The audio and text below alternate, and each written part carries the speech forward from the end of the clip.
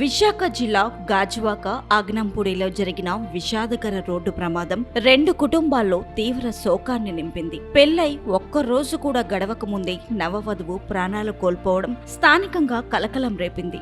అత్తారింటి గడప తొక్కక ముందే జరిగిన ఈ దుర్ఘటన అందరినీ కన్నీళ్లు పెట్టిస్తుంది.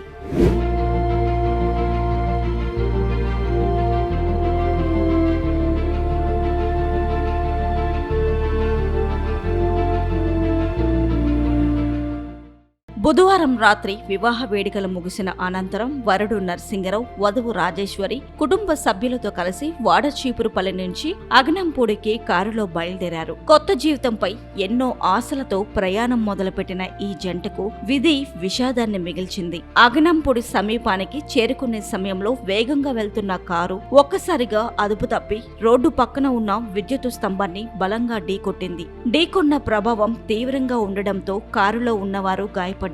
ఈ ప్రమాదంలో నవవధువు రాజేశ్వరి తీవ్ర గాయాలతో అక్కడికక్కడే మృతి చెందింది. వరుడు నర్సింగరావుకు తీవ్ర గాయాలు కాగా కారులో ఉన్న మరో ముగ్గురికి స్వల్ప గాయాలయ్యాయి. సమాచారం అందుకున్న పోలీసులు వెంటనే సంఘటన స్థలానికి చేరుకుని క్షతగాత్రులను సమీప ఆసుపత్రికి తరలించి చికిత్స అందించారు.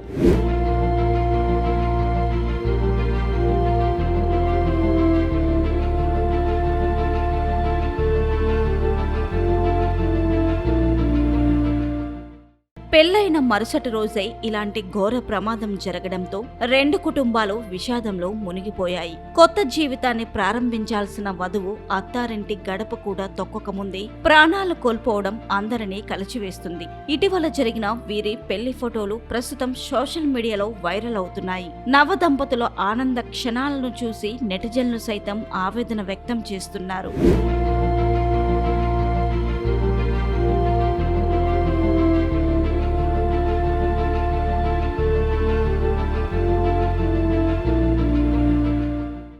ఒక్కో క్షణం నిర్లక్ష్యం ఎంతటి విషాదానికి దారితీస్తుందో ఈ ఘటన మరోసారి గుర్తు చేసింది. పోలీసులు కేసు నమోదు చేసి ప్రమాదానికి గల కారణాలపై దర్యాప్తు చేపట్టారు.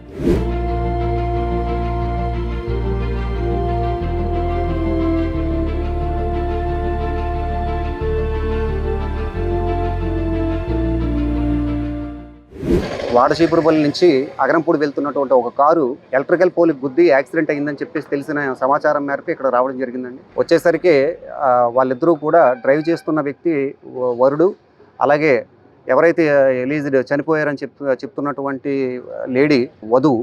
రాత్రే పెళ్ళయింది. ఈవినింగ్ బయలుదేరి అత్తవారింట్లో అడుగు పెట్టడానికి కోసమే వాడచీపురుపల్లి నుంచి అగ్నంపూడి వెళ్తున్నారు. మధ్యలో అతను నిద్రపోయి ఈ యొక్క పోల్కి గుద్దేయడం వల్ల వధువు చనిపోయిందని చెప్తున్నారు. మిగతా వాళ్ళకు కూడా ఇంజరీస్ తగిలాయి. కేసు ల్యాండ్ ఆర్డర్ వాళ్ళు కట్టి ఇన్వెస్టిగేషన్ చేస్తారు.